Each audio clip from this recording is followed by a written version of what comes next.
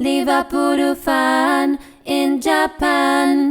Hello YouTube, Liverpool fan in Japan and Miyazaki man Sai. Now I promised I would give you the Liverpool match ratings against Manchester United after we trounced them 3-0. Once again, thank you everyone for joining the live watch along. It was fantastic. 150 concurrent viewers joining the Miyazaki man Sai, Liverpool fan in Japan, for an epic trouncing of Manchester United. I told you in the pre-match preview, I said that Man United would hit and hope across our goal. Xerxes would get bullied by Van Dijk and Konate. He's a touch off the pace. He doesn't even come to the ball. He gets dispossessed easily, but saying that, he managed to worm his way through once or twice with a quality ball from out wide, which is their only game-winning condition, as well as set pieces. But luckily, we had the big man, Alisson come to the fore. If you haven't watched it already, I've compiled a highlights reel, only 10 or 12 minutes, of that watch along. Make sure to watch it after this video. I'll link it at the end.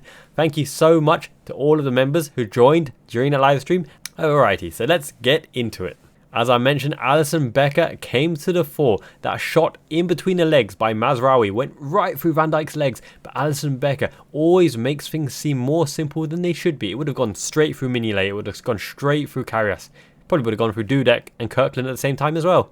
But Alisson preempted the fact that that was the only place the ball could have gone unless it ricocheted off Van Dijk's heels, and he was down quick with aplomb to snuffle the ball up, gather it up, and off we go again. Alisson claims the ball in the air with dominance as well, and I want to go back into a few moments of play that highlight Alisson game intelligence as well as Van Dijk and Konate as well, covering for their mate Trent Alexander-Arnold. Now, you know, on occasion, Trent Alexander-Arnold is going to get beaten around the outside, but is it really being beaten? Because if you know what you're defensively capable of, and Andy Robertson mentioned it previously, bring them into Van Dijk, into congested area, you crowd the space, you win the ball, turn over, and off you go again.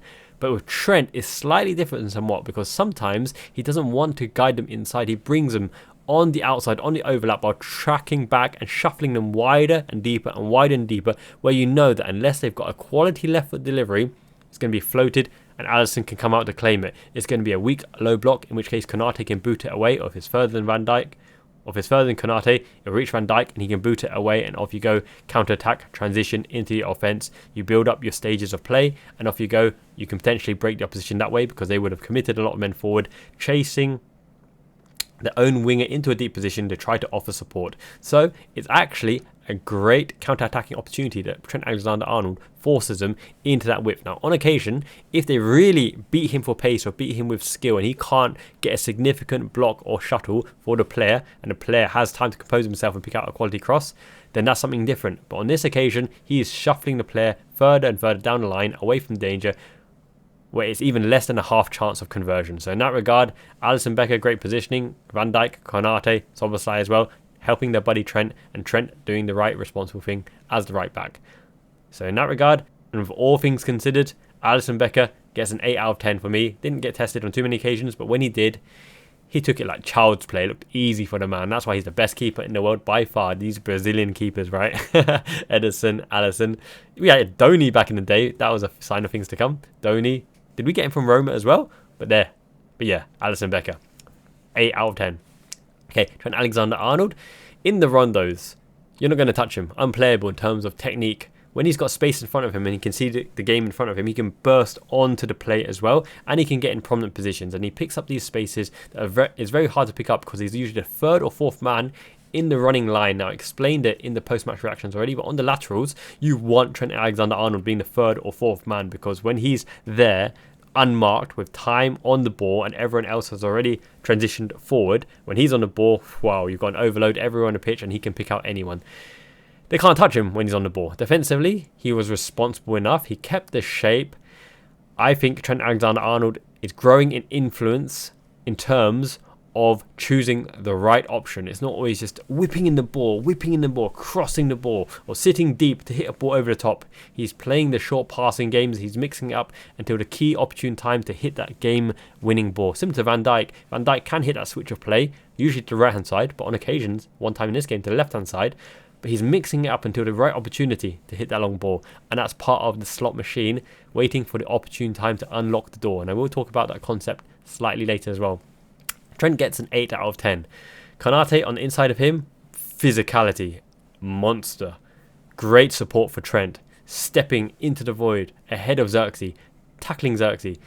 He is commanding, he's a presence, and ever since he came off for Kwanzaa in the first match, unmovable, unshakable, a colossal titan, like his favourite anime, Attack on Titan, Shingeki no Kyojin. Love me some Weeby Konate. He gets an 8 out of 10 as well. Physical dominance. Last match, slightly better. This match, didn't put a foot wrong at all. Virgil van Dijk, 9 out of 10, because partnered with Konate, we kept a clean sheet. Now, they did get opportunities. He flailed a foot in to distract Xerxes, but he knew about his fellow countryman, his fellow Dutchman, that Xerxes wasn't so committed in getting to the ball. So this was one of the first times front-footed defending by Van Dijk, traversing the line to get in front of Xerxes, to get the ball and start the play. In fact, the first offside goal, Mo Salah healing it back, and it went over to Trent. It was Van Dijk doing Thiago Alcantara no-look blind ball through the lines, through 3 Man United players.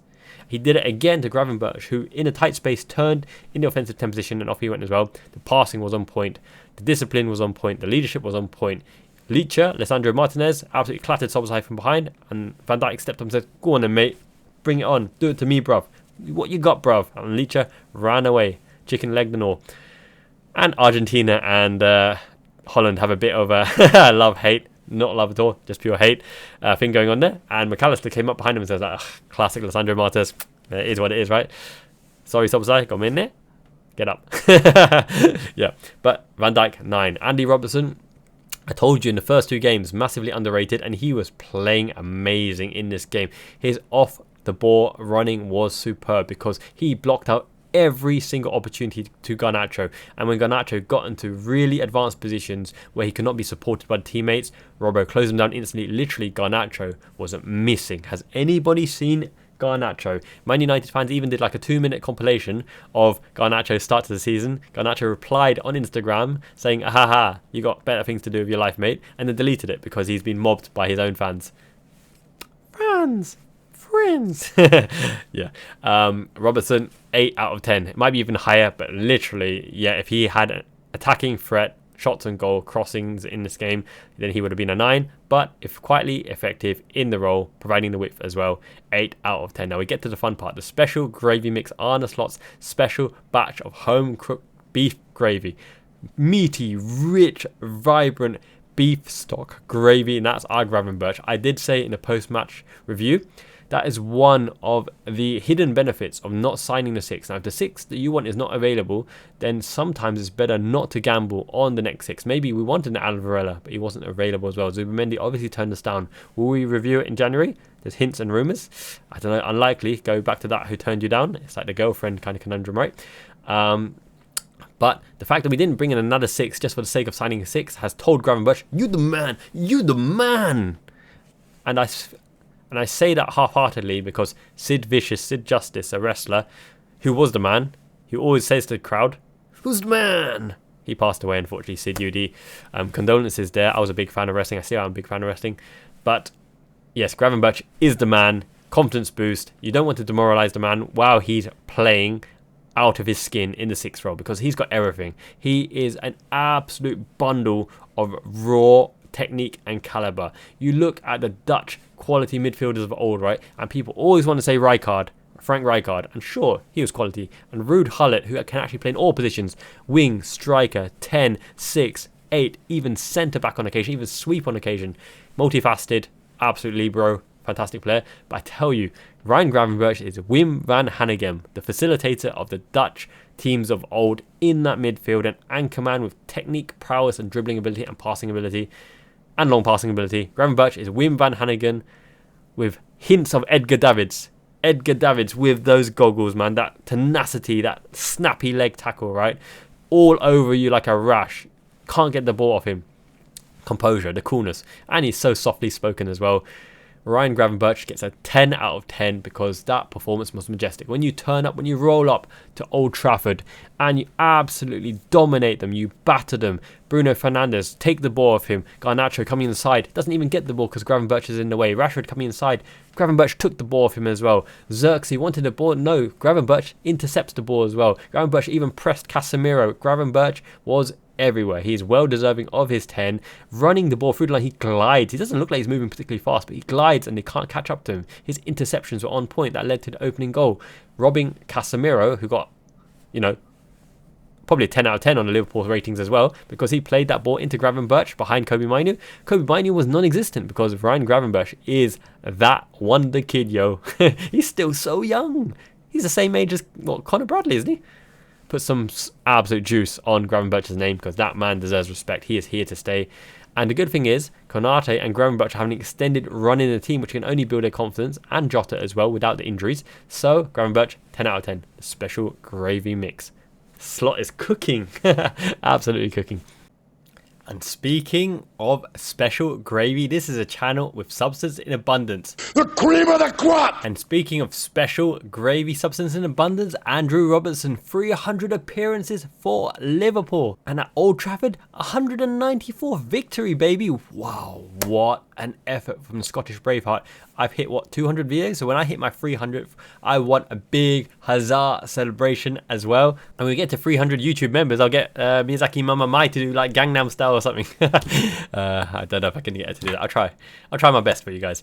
But yes, I want to say a big warm welcome to the two newest members, Pun C and Mardeni Z. Welcome to Liverpool Fan in Japan members section, where we're doing exclusive translations of the Wataru Endo book, the Kaoru Mitoma book, Endo's secondary book, Endo's vlogs, exclusive interviews that he gives to the Japanese audience, including his experiences with Arne Slot, and raw, uncut, uncensored, unfiltered views of all the other content creators, Liverpool and other teams.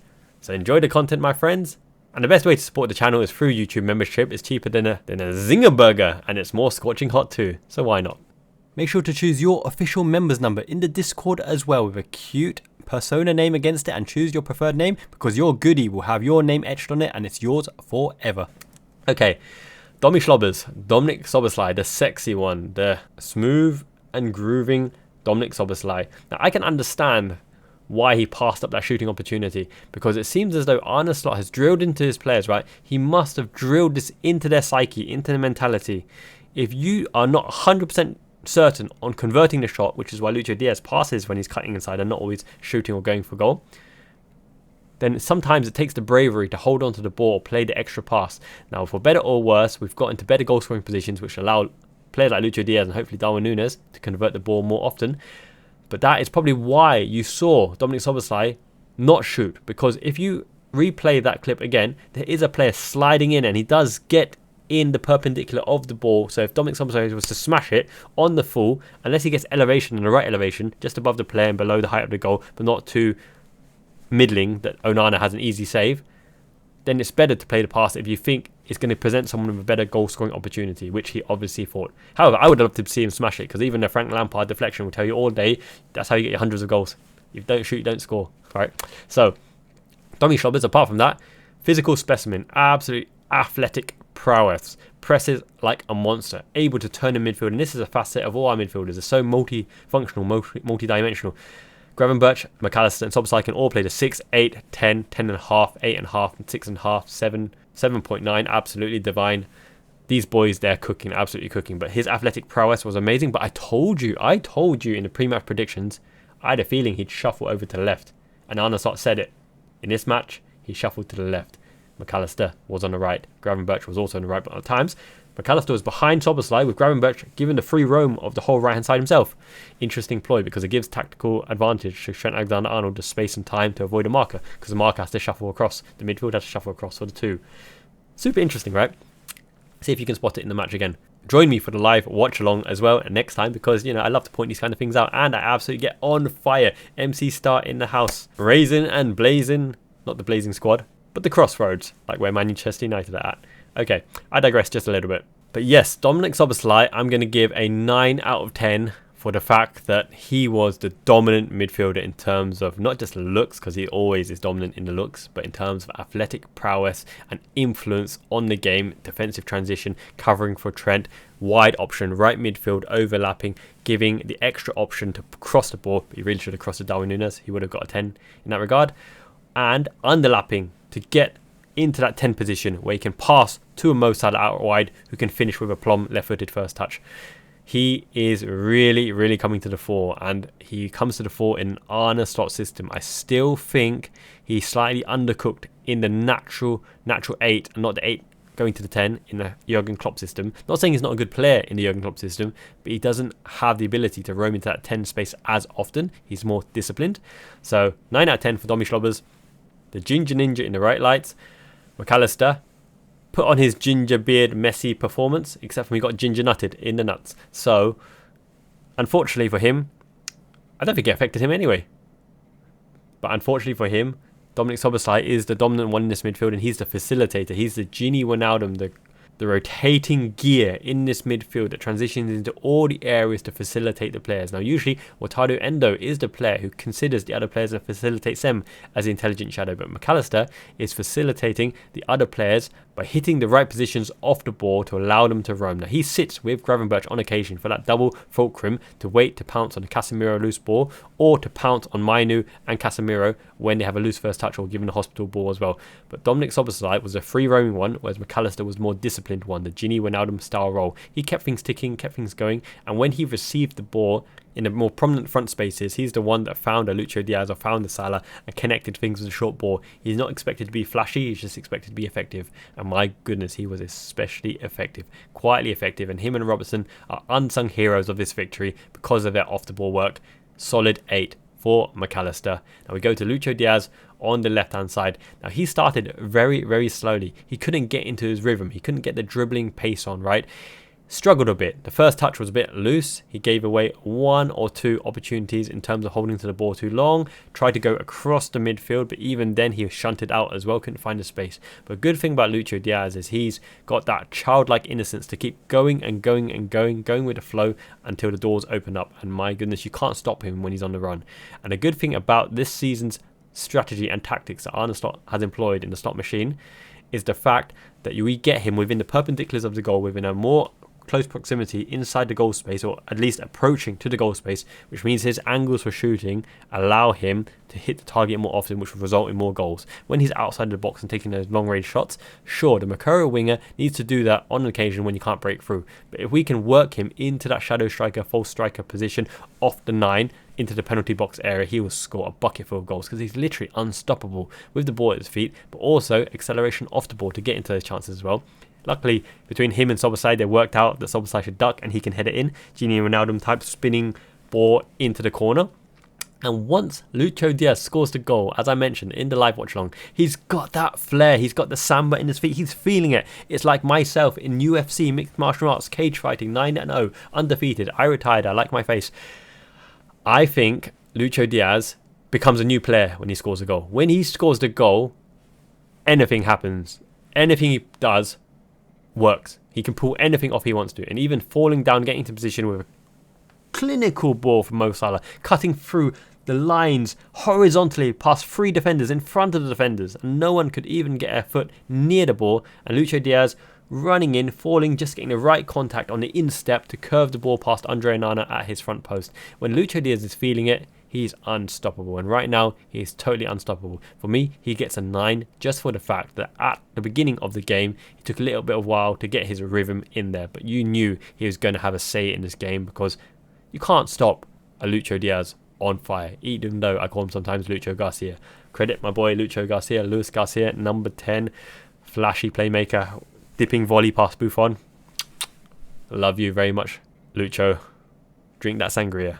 And I see him working out in the gym in Instagram, in his nice little garden gym as well. I love the socials for the past players as well. So yes, let's go to the other side. And Mo Salah, Egyptian king, doesn't run down the wing so much these days, but his playmaking ability is top of the world. And he's like the river now, just keeps coming and coming, weaving in and out. He's spellbinding in terms of off-the-ball running. That is his best attribute. And the fact that he's able to get equal points to Erling Haaland in fantasy football with 2 assists and a goal and the bonus points and the clean sheet points because he counts on the midfielder. Huzzah! This man is brilliant. I love this man so much. And we will talk about his contract, Trent's contract and Virgil van Dijk's contract at the very end of this video, and I want to end it on a slight positive note, but he can do no wrong at the moment. He's starting the season on fire. He's aerodynamic with the hair. Have you noticed? Trent is focused aerodynamic with the hair. Salah is focused, aerodynamic with the hair, and he's smiling and he's enjoying his football and he's playing closer to the goal where he's more effective. Now he's always going to give one pee-wee roller, one little here you go my friend to the goalkeeper. Just take the ball while I'm in a shooting position. He'll put the ball in the goal, in the net, get his name on the score sheet as well because he is a top quality player and he can just keep going and going. He's an absolute ruthless, effective finishing machine who's chasing all records, statistics and metrics.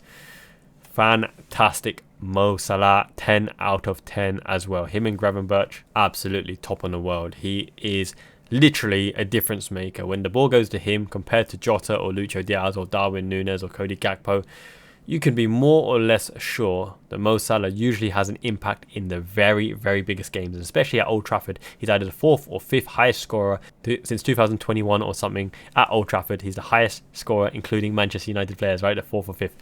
That's unbelievable, mateys. I do love my Mo Salah.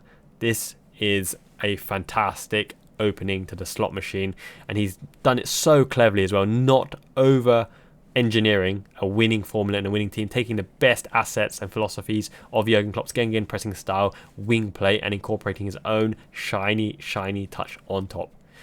I love to see it. In terms of shiny top on touch, Diogo Jota. Now, some people might say that Diogo Jota had a quietly inefficient game, but I slightly beg to differ because it depends what you're watching. He made some slight rash decisions in the box, like going away from goal, shooting left foot at the cross goal. He should have just rotated, turned it his way, but he was a bit too excited, wanted to get his opening shot underway. Diogo Jota leads Liverpool's press. This should be fairly obvious by now, but you see the staggered WM formation, right? Luis Diaz, Diogo Jota, Dominic Szoboszlai, Mo Salah. On occasion, Mo Salah deeper, Dominic Szoboszlai on the other side. Very interesting how they switch up on the press.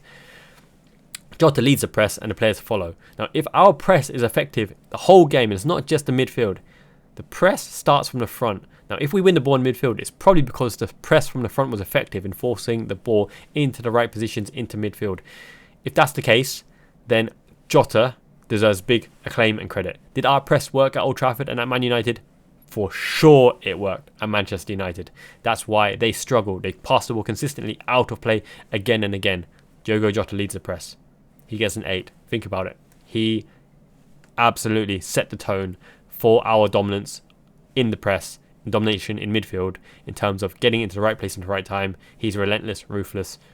Didn't finish. Wasn't involved in the goals. But his pressing earns him an 8. Now, off the bench, Conor Bradley. I love Conor Bradley. I can absolutely rhyme lyrically about Conor Bradley for days. He comes on, energy in abundance, enthusiasm, dominant running, straight into them as well. He has aggression, technique, techers, and he gets himself into the box as well again and again. You can never stop Conor Bradley going to the box. Even Arne Slot was like, you go left back, Conor Bradley will end up in the right side of the box because it's just what he does. It's the brothers. Brads, mate. Love me some Conor Bradley. Give him an 8 as well. Kostas Tsimikas, Scouse Greek, coming on from Andy Robertson. They still didn't have any threat along that side. He was an outlet. He kept the width. Didn't have too much time to make an impact. 7 out of 10 for Kostas is fair. Came on, did his role. Disciplined, quiet, effective. Cody Gakpo coming on. Dominic Szoboszlai picked him out. He got too much on that header. If he glanced it, I think that was a goal. The pace was on the cross as well. But he's got passion, motivation, enthusiasm. He seems like a great egg, a great character. And he won a penalty. Now, I know the penalty wasn't given because I think Anthony Taylor didn't know that his foot was inside. But VAR should have checked it and given it back. But they're probably feeling sorry for Man United at that point. But he did win a penalty. He got to the ball first. He turns his man. He stands man up as well. He comes in from the left wing, drifts inside. He's got pace. He's got physicality and a great attitude. And he's not one to complain either. He just wants to work hard and get his place in the team. He's an 8 as well. Fantastic.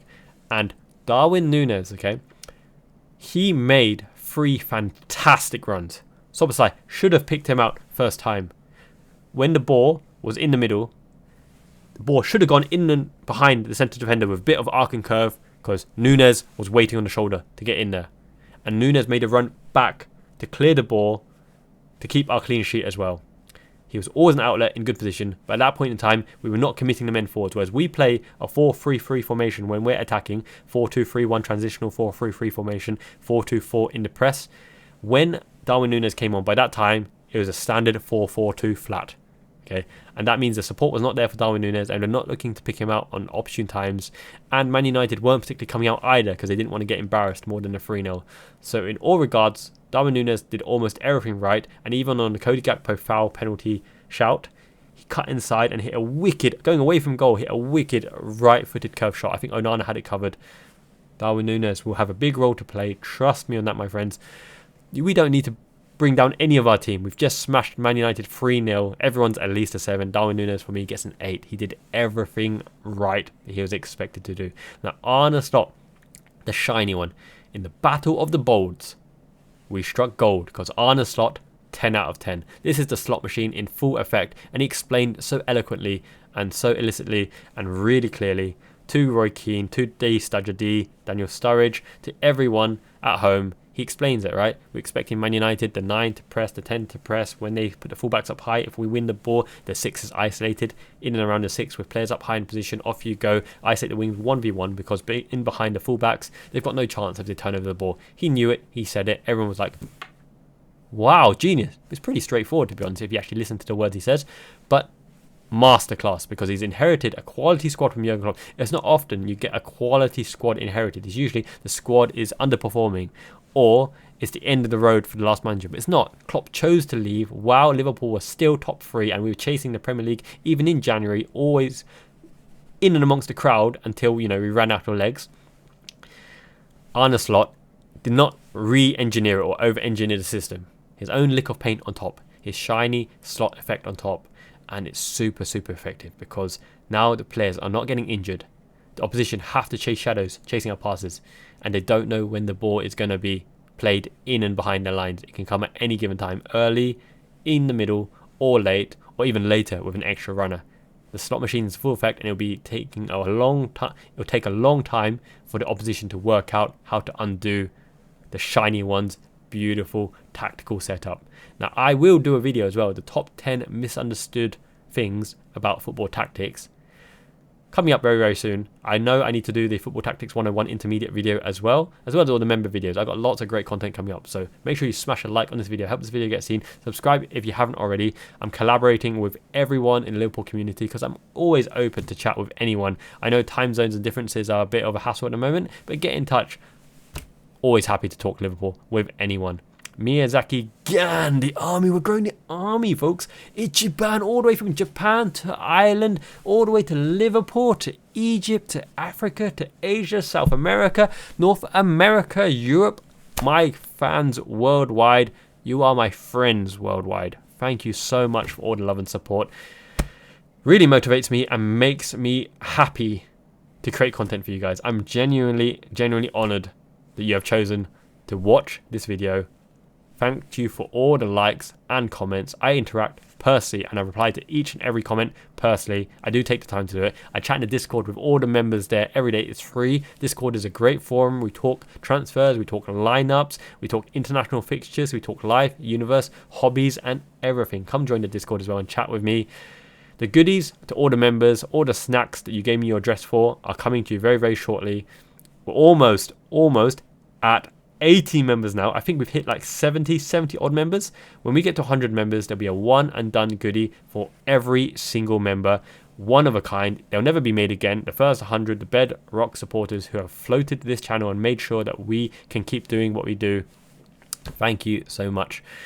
I really appreciate you all, and I will give you a very, very special gift and a bundle of gifts actually, custom made for you guys, the first 100 members. Now, I did say I'd talk very, very briefly on contracts. In fact, I'll do a whole video on it. But I think it's actually a good thing, perhaps, that they haven't renewed yet. Look, Arne Slot inherited this current scenario, this current situation where the 3 key players, Trent, Virgil van Dijk and Mo Salah, haven't renewed their contract. But let's say, for example, we postpone talks because you give them time and space until you come up with a financial proposal that meets their requirements, that their agents are looking to get. This is probably the biggest contract of Trent's career that will have him for the rest of his career, at least in his prime at Liverpool. Virgil van Dijk's final big contract, Mo Salah's final big contract as well. They're on sky-high wages. They deserve it. But will they deserve it 2 or 3 years down the line? Will they be happy with their playing time, their current form, their current fitness?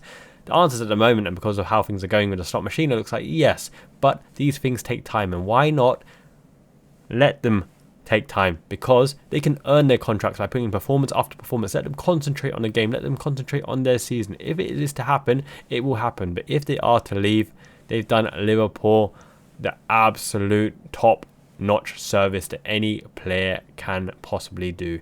We are loyal fans. We've supported them. They've provided us with memories, with entertainment, with goals, with clearances, with dominance, with amazing balls. Look, I've appreciated everything they've ever done. It's life. They have key decisions to make for themselves, for their career, for their family as well. They love Liverpool. Liverpool love them as well. But it's about finding the right balance that works for Liverpool, that works for the player, that works financially, so that everyone is happy and happy with them in a year's time, in 2 years' time, or until the end of their next extended contract. So let's go into the contracts in another video. I honestly believe all three of them will extend for various reasons, and there are hints that all three of them will extend for different reasons as well. Let's get into it in a different video. But speaking of videos, please make sure you watch the Liverpool Fan in Japan stream highlights. It's only 10-12 minutes. Here's what you can expect. Yep, Casemiro. This is the living legend right here, Casemiro. Liverpool's number 12, the man of the match. What a goal! Golazo, Luis Diaz. Pow, pow, pow. I told you he was feeling it. He was feeling it. These South American flair players, the flair players like myself, in hockey, in and out, dribbling. When you feel it, you get into the right place at the right time, you fall over and the ball still goes in. Miyazaki man Ichiban, Miyazaki gan Ichiban, Janet Minsia. Peace.